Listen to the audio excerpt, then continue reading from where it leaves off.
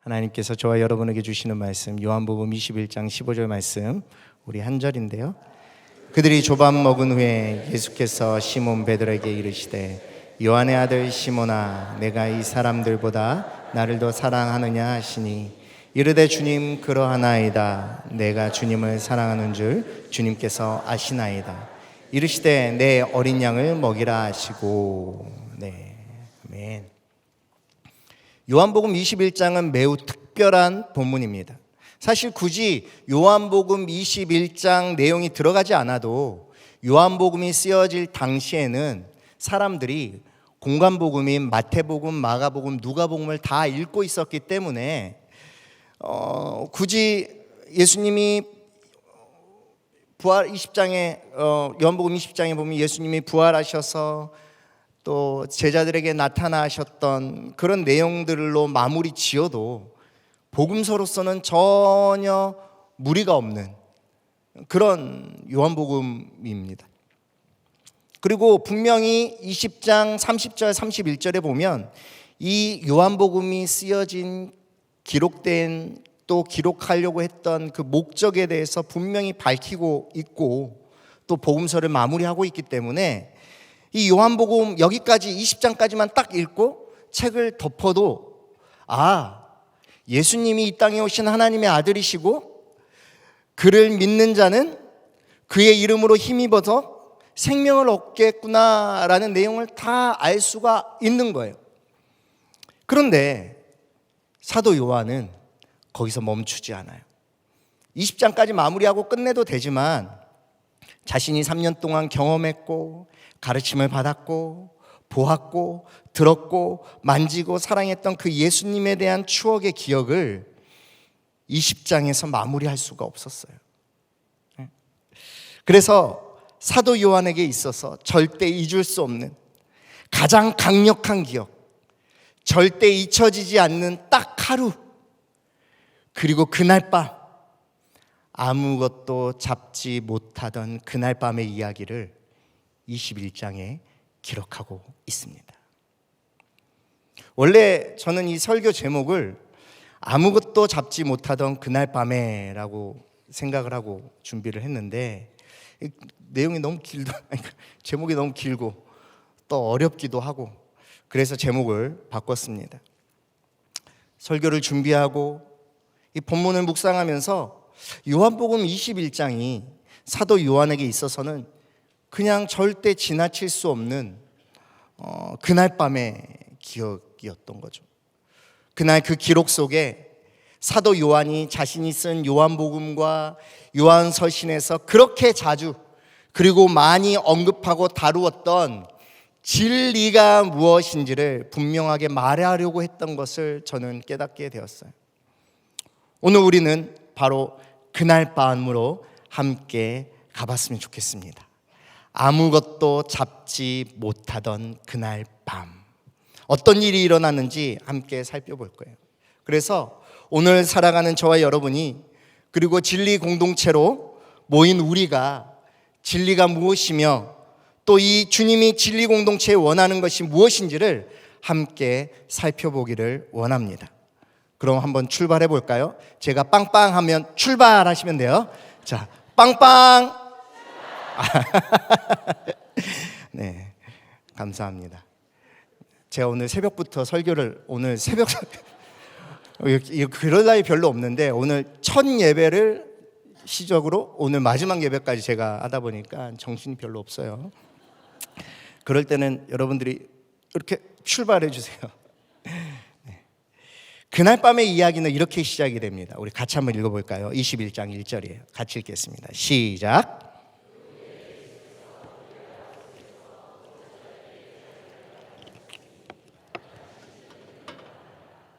예수님이 세 번째로 제자들에게 나타나신 이야기예요. 첫 번째도 아니고 두 번째도 아니고 세 번째. 다시 말하자면 제자들은요, 사망의 권세를 깨트리신 예수님을 두 번이나 만났던 거예요. 그 앞에.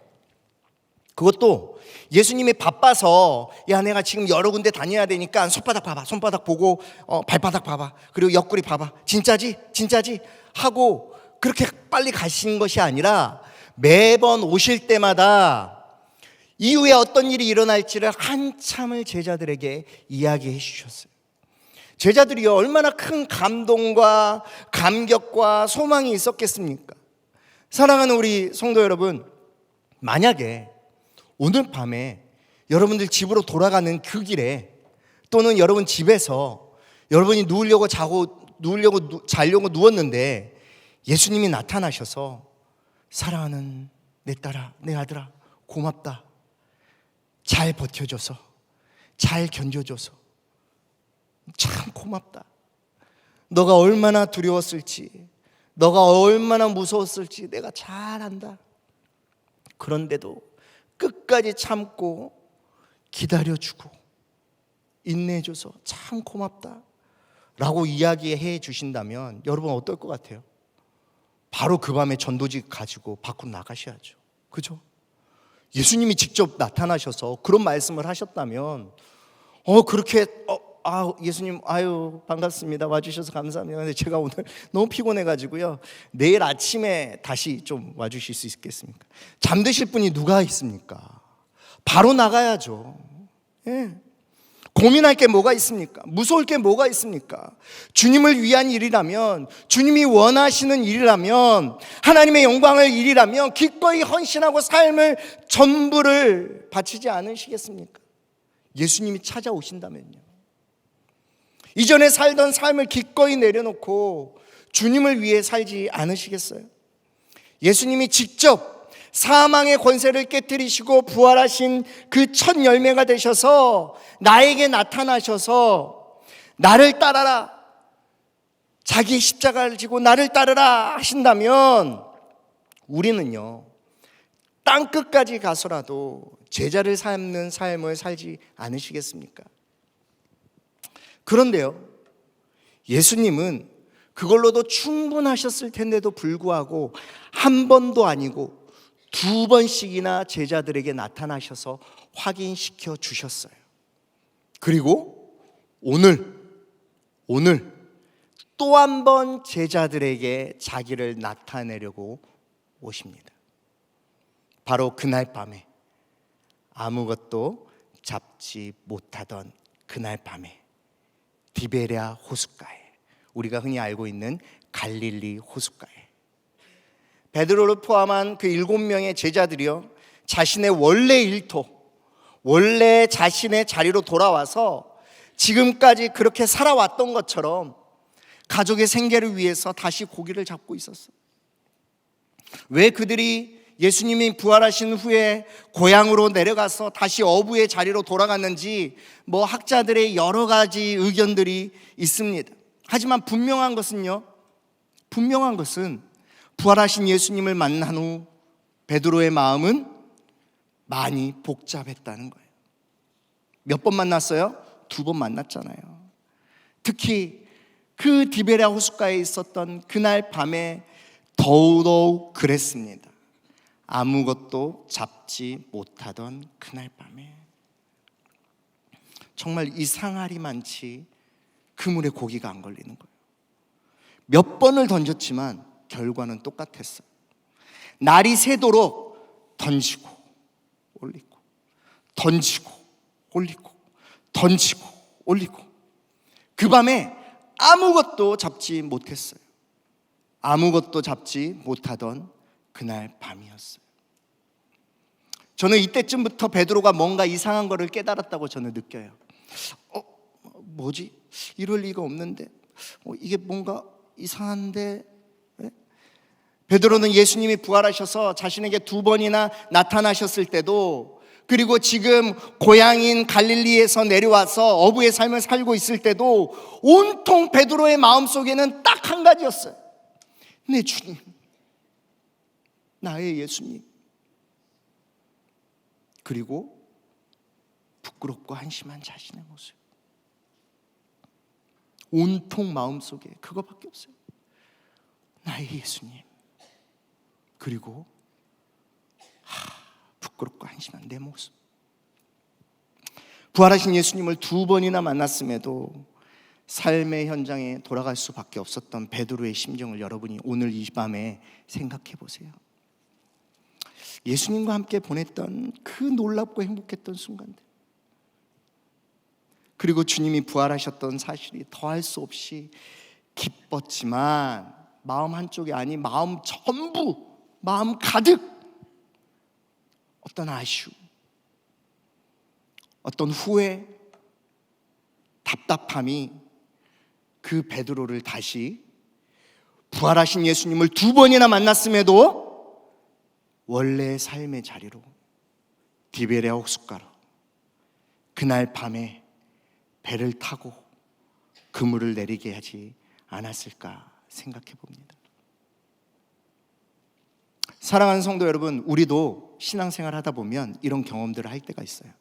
예배 때, 부흥회 때, 또는 다락방 모임이나 기도회 때 다른 사람들의 그 이야기를 들어보면요, 뭐 옆에 이렇게 보잖아요. 기도할 때 보면 막 일어나서 두 손을 들고, 어떤 사람은 눈물을 흘리고 은혜를 나누고, 또 갔다 와서 다락방 모임에서 이번 주 주일 예배 너무 좋았다, 이번 주 수요 예배 너무 좋았다, 이번 주 참 부흥회가 너무 뜨거웠다, 그런 감격을 누리지만 정작 그 옆에 현장에 있었던 나는 무엇인가 모를 답답함을 느끼는 거예요. 무엇인가 모를 무거움을 느낄 때가 있어요.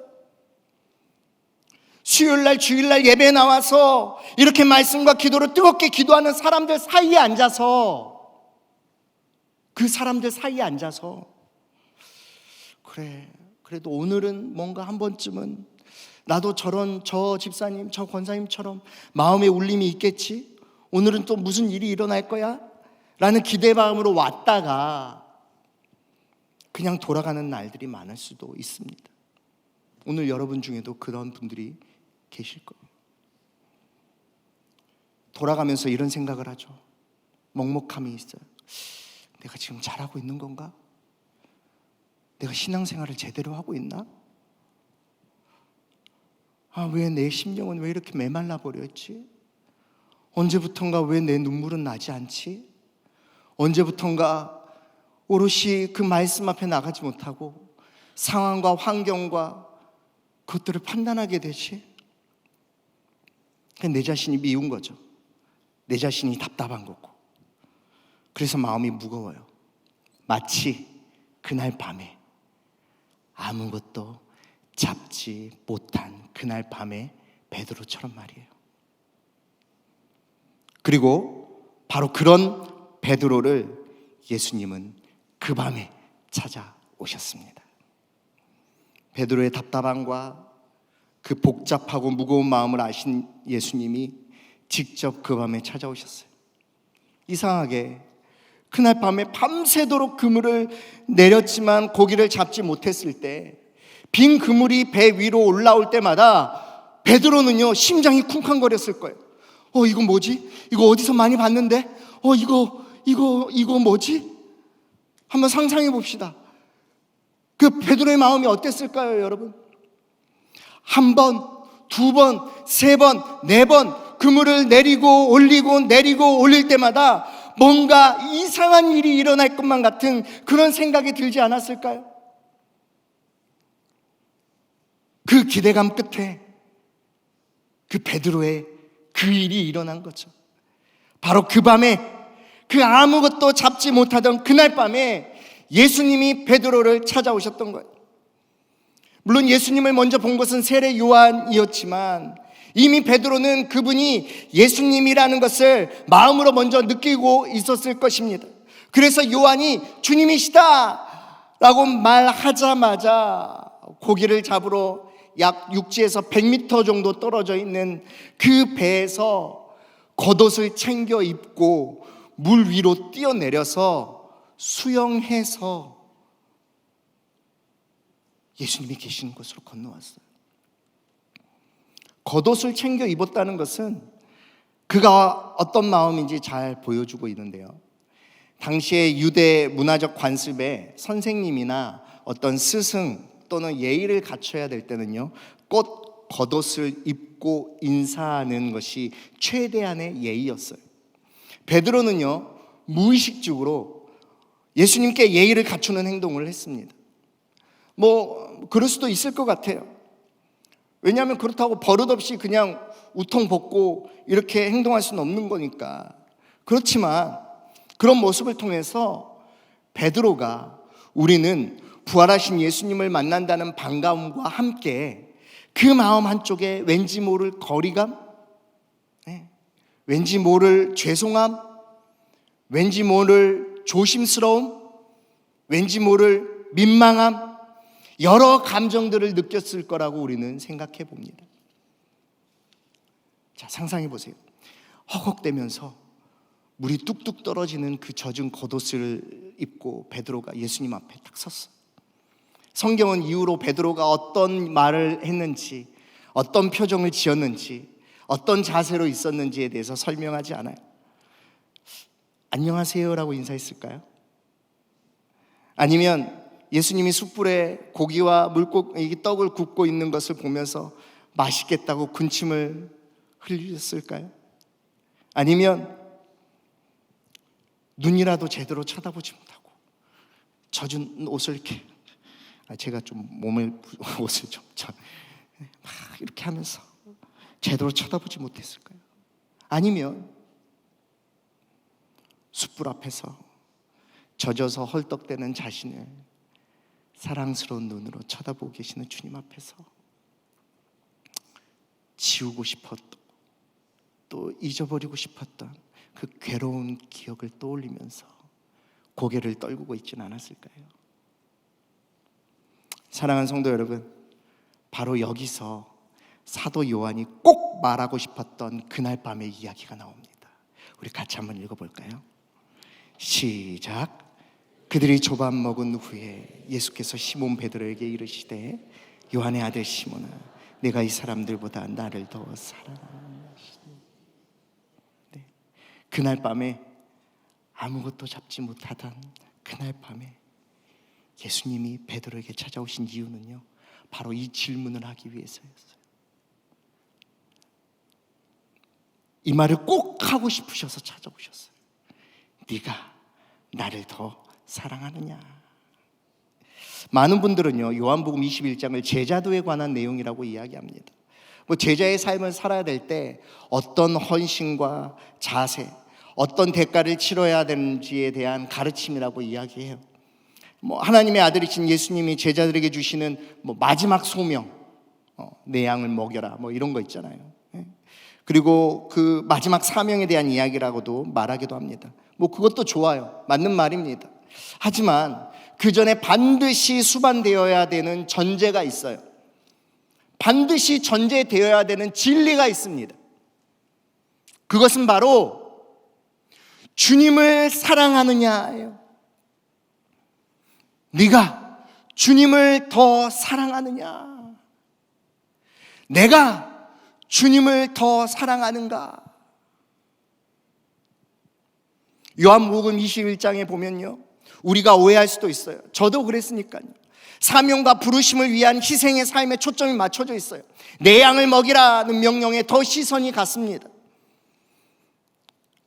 그런데요, 다시 설교를 준비하면서 말씀을 묵상하는 중에 이런 생각이 들었어요. 굳이 그런 말씀을 하실 거면 이렇게 다시 디베레아 호숫가에 나타나셔서 하셔야 했을까요? 이런 말씀은요, 앞서 2번에 나타났을 때 하실 수 있었잖아요. 마치 지난번에 꼭 해야만 할 말이 있었는데 그때는 분위기가 너무 좀 좋았고, 그런데 괜히 너희들한테 좀 무거운 이야기 하기가 좀 그래서 그때는 내가 말을 못했는데 이제 와서 내가 너한테 좀 이야기하려고 왔어. 저는 그렇게 생각하지 않습니다. 물론 소명과 부르심도 중요한 말씀이지만 그것보다 훨씬 더 중요하게 하고 싶으셨던 이야기가 있었다는 거예요. 예수님의 그 말씀은요, 사도 요한이 이 복음서를 읽는 독자들에게, 그리고 오늘을 사는 저와 여러분에게 해주고 싶은 이야기라는 거예요. 그것은 뭐죠? 바로 나를 더 사랑하느냐, 나를 더 사랑하느냐. 사랑하는 성도 여러분, 사실 저는 이 질문이 좀 이상해요. 좀 말이 안 되는 질문 같아요. 왜냐하면 베드로라는 어떤 사역적인 호칭이 아니라 시몬의 아들, 요한의 아들 시몬아 본명을 부르면서 좀 친근하게 말씀하시는 우리 주님이 베드로에게, 보세요, 야 시몬아, 나 진짜 딱 하나만 너한테 확인해 볼게. 응? 너 이 자리에서 꼭 이야기해 주라. 진짜로. 너 정말 나를 사랑하냐? 여기 있는 사람들보다 더 많이 나를 사랑하니? 내가 보니까 너한테 꼭 확인을 받아야 될 것 같아. 뭐 과거는 과거니까 내가 그냥 덮고 넘어갈 건데, 사실 너 예전에도 나한테 그랬잖아. 나 사랑한다고. 그런데 잘 안 됐잖아, 너 솔직히. 그러니까 내가 다시 너한테 한 번만 더 확인해 볼게. 너 진짜 나 사랑하는 거 확실하지? 저는 이런 느낌은 전혀 아니었을 것 같아요. 그렇죠? 왜냐하면 하나님의 아들이신 예수님이 베드로의 마음을 모를 수가 있습니까? 그것을 다시 확인하실 필요가 있었을까요? 이거는요, 사실 질문이 아니라 베드로를 향한 우리 주님의 사랑의 고백입니다. 할렐루야. 네가 나를 더 사랑하느냐? 이 질문이 아니라, 요한의 아들 시몬아, 내가 너를 더 사랑해. 내가 너를 더 사랑해. 난 너를 더 사랑한단다. 너의 어떠함과 상관없이 너의 무겁고 답답한 마음을 내가 알고 있다. 너의 미안함도, 너의 죄송함도, 부끄러움도 다 알고 있다. 그래도 난 상관없어. 내가 너를 더 사랑하니까. 예수님은 그날 밤에, 아무것도 잡지 못하던 그날 밤에 베드로에게 찾아오셔서 이 말을 꼭 해주셨어요. 내가 너를 사랑한다. 그것도 3번씩이나. 자칫 우리는 베드로에게 예수님이 3번을 질문하는 것을 예수님이 사랑을 요구하는 것으로 오해할 수 있어요. 그래서 베드로야, 뭔가 확실하게 다시 이야기해봐. 너 다시 이야기해봐. 너 진짜 나 사랑해? 사랑할 거야 말 거야. 야, 그런 걸로도 안 돼. 1번으로도 안 돼. 2번으로도 안 돼. 3번 정도는 네가 나한테 확실하게 이야기해줘. 그 베드로가, 아이고 주님 잘 아시잖아요. 왜 자꾸 물어보세요? 주님 잘 아시잖아요. 그렇게 생각할 수도 있잖아요. 하지만요, 이것은 베드로의 결심과 결단을 확인하는 질문이 아니라 베드로에게 예수님이 당신의 사랑을 3번이나 확인시켜 주시는 거예요. 내가 너를 사랑한다. 내가 너를 더 사랑한다. 내가 너를 더 사랑한다. 사랑하는 성도 여러분, 예수님이 저와 여러분을 사랑하십니다. 이것이 진리예요. 지난주 장도욱 목사님이 설교하시면서 베드로가 죽음을 앞두고 그 마지막 순간까지 항상 생각하라고 했던 그 진리, 단순한 지식이 아니라 전인격적인 깨달음과 각성으로 일어나는 그 진리, 그 변하지 않는, 그 변할 수 없는 그 진리, 그게 뭘까요? 바로 하나님이 나를 사랑하신다는 거예요. 베드로는 그걸 분명히 경험했어요. 그리고 사도 요한도 자신이 그렇게 강조하고 언급했던 진리가 무엇인가에 대한 분명한 답을 요한복음과 요한서신을 통해서 우리에게 다시 한번 말해주고 있어요. 우리 함께 읽어볼까요? 요한일서 4장 16절입니다. 함께 읽겠습니다. 시작.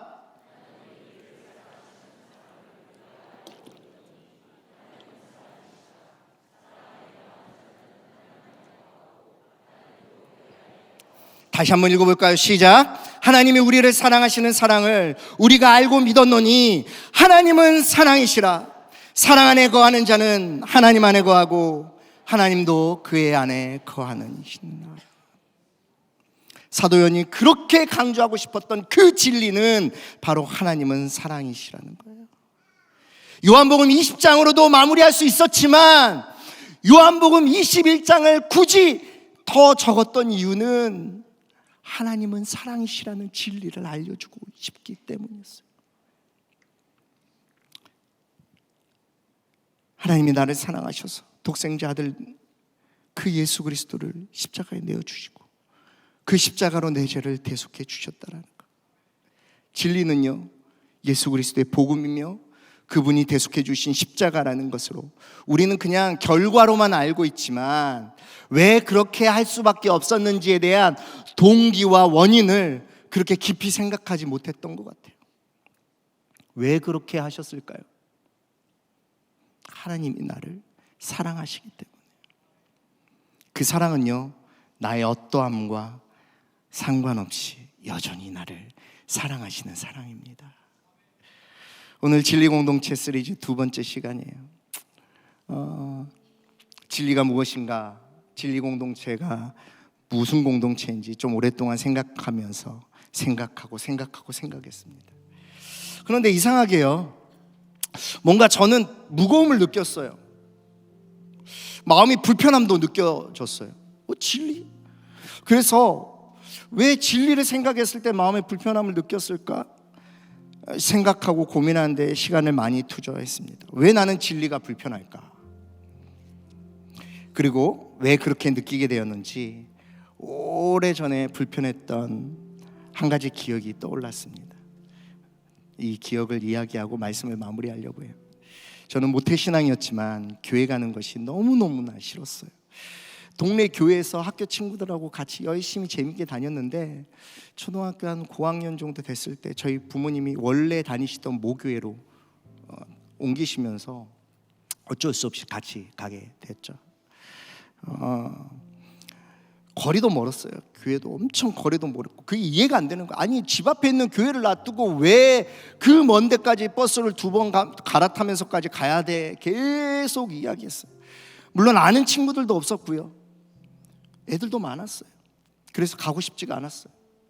하지만 그것보다 더 큰 이유가 있었어요. 그게 뭐냐면 교회만 가면 혼났어요. 물론 그 당시에는 이제 교회가 그런 문화였던 것 같아요. 예. 교회는 엄숙하고 조용하고 떠들면 안 되고 딱 각 잡고 줄 맞춰서 앉아서 목사님이 전도사님이 하는 설교 딱 듣고. 근데요, 여러분, 그게 되겠습니까? 옆 친구랑 이야기만 하면 끌고 나가가지고 손 들고 서 있으라고 하고 엄마한테 신고하고. 그거 좀 진짜 치사한 것 같아요. 목사님도 혼내고 전도사님도 혼내고. 지금 갑자기 제가 지금 열이 또 그때 생각하니까 죄송합니다. 교회 가면 목사님도 혼내고 전도사님도 혼내고 선생님도 혼내고, 물론 엄마는 더 많이 혼내고. 생각해 보세요. 여러분 한번 생각해 보세요. 뭐 고등학생들은 빼고요. 고등학생들은 워낙 피곤하니까 주일학교 애들이요, 한참 발바닥하고 입에 에너지가 다 모여져 있는 애들인데 주일날 예배 시간에 떠들지 않고요, 각 잡고 꼼짝 안 하고 앉아있다는 건 딱 둘 중에 하나예요. 첫 번째, 아프던지, 두 번째는 누가 옆에서 엄청 무섭게 하던지, 아니면 누군가가 멀리서 불꽃 같은 눈동자로 지켜보고 있던지. 저도 그랬어요. 그러니까 교회가 얼마나 힘들겠어요. 너무 싫었습니다. 그리고 그것이요, 하나님에 대한 이미지로 굳어지더라고요. 교회는 혼나는 곳, 교회는 무서운 곳, 교회는 잘못하면 벌 주는 곳. 교회에 누가 계세요? 하나님이 계시잖아요. 하나님도 그런 분. 하나님은 혼내시는 분, 하나님은 징계하시는 분, 하나님은 잘못하면 벌 주시는 분. 그렇게 학교 졸업하고 청년이 되어서 그런 이미지가요, 제 신앙에 깊이 박혀져 있었어요. 진리를 지켜내야 하는 것으로, 절대 실패하면 안 되는 것으로, 흔들리거나 배신하면 죽는 것으로 느꼈던 것 같아요. 마치 이런 거죠. 떨어뜨리면 다 터져서 죽는 폭탄을 초등학생 애가 들고 있는 거라고 생각해 보세요. 얼마나 덜덜덜 떨리겠습니까? 그렇게 신앙생활을 했어요. 그래서요, 그 불안함과 두려움과 겁을 이기기 위해서 뭘 했냐면 교회 봉사를 열심히 했어요. 훈련도 열심히 받았습니다. 그러면 진리를 지켜낼 만한 믿음의 힘이 생길 거라고 생각을 했어요. 또 그렇게 교회에서 가르쳐요. 그렇게 해야지. 열심히 사역하고 봉사하고 훈련받아야 믿음이 단단해지고 굳건해져서 그 진리를 잘 지킬 수 있다라고 가르칩니다. 뭔가 열심히 해야 된다라고 이야기합니다. 하지만요, 그럴수록 그 진리를 지켜낼 능력이 여전히 없다라는 거, 여전히 나는 넘어지는 그 스스로를 보면서 죄책감으로 신앙생활을 했었던 것 같아요. 그래서 한동안은요, 두려움과 불안함 때문에 저희 모교에서는 항상 예배 끝나고 설교 끝나고 나서 이렇게 했어요. 오늘 이 시간에 우리 교회에 처음 나오셨거나 예수님을 나의 구주, 나의 주인으로 인정하기를 원하시는 분들은 자리에서 일어나시라고, 그래서 결심 기도를 항상 하셨거든요. 그러면 모교회인데도 제가 항상 울면서 일어났습니다. 옆에서 엄마가, 야 네가 왜 일어나냐, 야 엄마 처녀 때부터 다니던 이 교회를 네가 왜 일어나냐. 근데 저는 일어났어요. 왜냐? 그때마다 결단을 해야 되기 때문에, 그때마다 결심 기도를 해야지 마음이 편했기 때문이에요. 그렇게 해야 마음의 불안함이 좀 사라질 거라고 생각했기 때문이에요.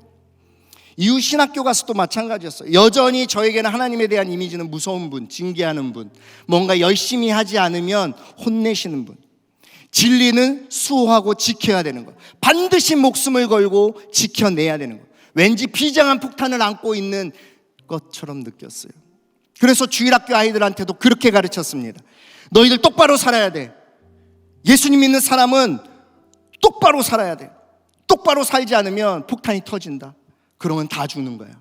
진리, 복음을 위해서 생명을 걸지 않으면 안 된다고 아이들을 윽박질렀어요. 진짜 무식하고 미련했죠. 그 순간이 저에게는요, 아무것도 잡지 못하던 그날 밤이었어요. 아무것도 잡지 못하던 그날 밤.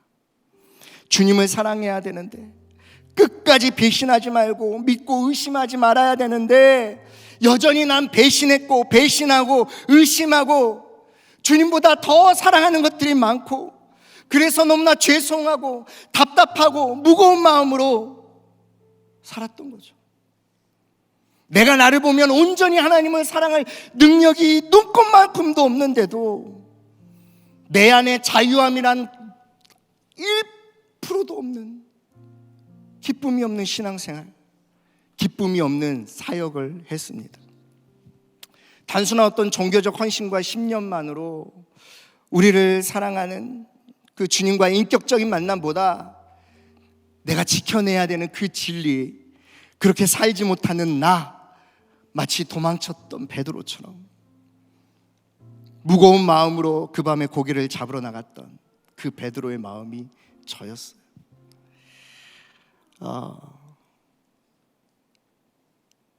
하지만 그날 밤에, 아무것도 잡지 못하던 그날 밤에 베드로를 찾아오셨던 예수님처럼 저에게도 예수님 찾아오셨습니다. 신대원에 가서 성경을 깊이 연구하면서 그 예수님이 말씀하신 그 사랑을 알게 되었습니다. 성경의 수없는 말들로 자기의 사랑을 확증해주고 계심을 깨닫게 되었습니다. 사도 요한이 끊임없이 고백하는 그 진리요, 우리 같이 한번 읽어볼까요? 시작.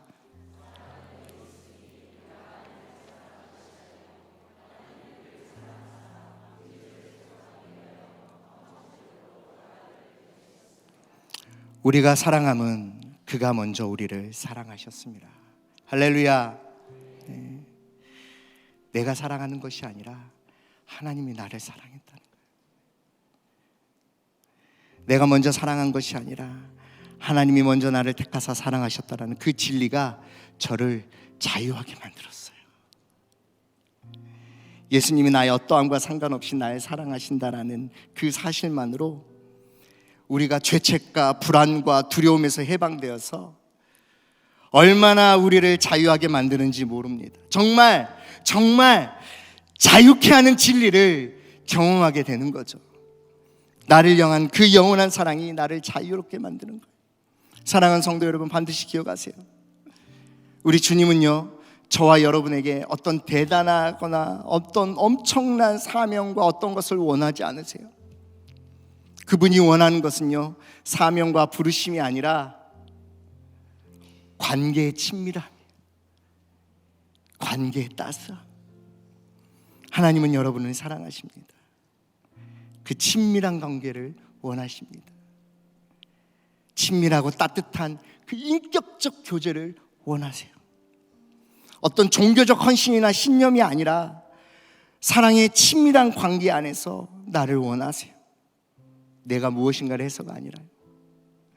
베드로는요, 자신이 한 일 때문에, 자신의 모자람 때문에 괴로워했지만 예수님은 그것과 상관없이 베드로를 사랑한다고 말씀해 주십니다. 바로 그날 밤에, 아무것도 잡지 못하던 그날 밤에 말이에요. 사랑하는 성도 여러분, 오늘 이 자리에 누군가도 그날 밤에 있는 것 같아요. 아무것도 잡지 못한 그날 밤에 머물고 계신 성도님이 계실 겁니다. 마음의 무거움과 답답함이 있는 그날 밤에 아직도 머물러 있는 성도님들, 그리고 베드로를 찾아오신 예수님이 오늘 이 밤에 그 성도님을 찾아가서 말씀해 주십니다.